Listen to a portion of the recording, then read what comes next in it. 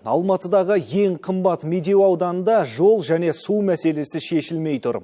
Ал қаланың көркі саналған Тереңкөл өзенінің ластығын айтқан тұрғындар біздің тілшілерімізге жанайқайын жеткізді.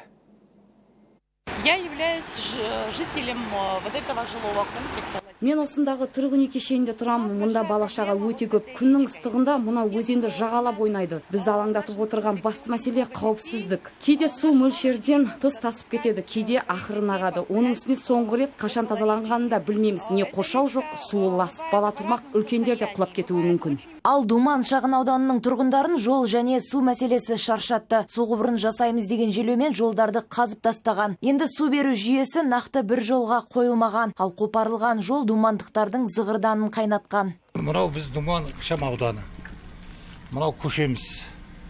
Келді қазып водопровод нелердің бәрін нағыл жасады. Қайтып оны көмбеді. Жауының суыменен қазып бәрін алып кетті. Машина не бәрі түсіп әлі жатыр мынау жасалмай. Коллективный біз суға ақша төлейміз. Соны жеке шығарып берсе әрқайсысын жеке квитанциямен төлейтіндей қып, 12 семья суды ақшасын төлейміз. Әйтеуір жылдың аяғында разницасы шығады, оны жинап тағы төлейміз. Жаңағы 12 бір-бірімізбен айтысамыз, айғайласамыз, жауып қойды бүйтіп. Біреусі төледі, біреусі төлемейді, мен неге оның артынан жүгіріп, төле деуім керек. Әркім өзіне жауап беру керек. Ал енді канализацияны жартылай істеді, жартылай болған жоқ. Әкіміміз келіп, бір емес 3 рет, 4 рет жиналыс болды. 4 реттің ішінде, 2 айдың ішінде бәрін жасап береміз деді. Мынау қашан бітеді мынау? Қашан болады, бұл шаң тозаңды қашан көреміз. Ал бау-бақшаны суару бұл маңда тұратындардың арманына айналған сияқты. Күннің ыстығында жер кеуіп кетсе, көктем күз айларында арықтың жоқтығынан көшені су шайып кетеді. Көшенің басында арық жасалмаған, көшеміз асфальтталмаған. Жарық жоқ. Біздің айтып отырғанымыз ең маңызды нәрсеміз мына Тіксай. Мына Думаннан келетін суымыз басы жақсы. Айтып біздікі де жауыр болды, айта.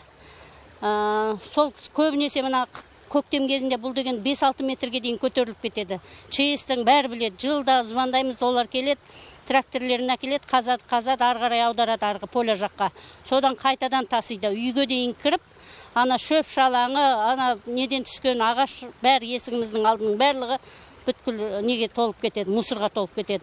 Медеу ауданындағы осыншама қордаланған мәселелерге қатысты әкім Сұлтанбек Мәкежановтың өзі жауап бермек. Алматы телеарнасында әр сейсенбі және бейсенбі күндері тікелей эфирден шығатын Акимат Лайф бағдарламасында ертең Медеу ауданының әкімі келеді. Сұрақ қоям деушілер Алматы телеарнасының сайтына жолдауға болады. Айдана Мейрамбайқызы, Рашид Шүкірәлиев, Алматы телеарнасы.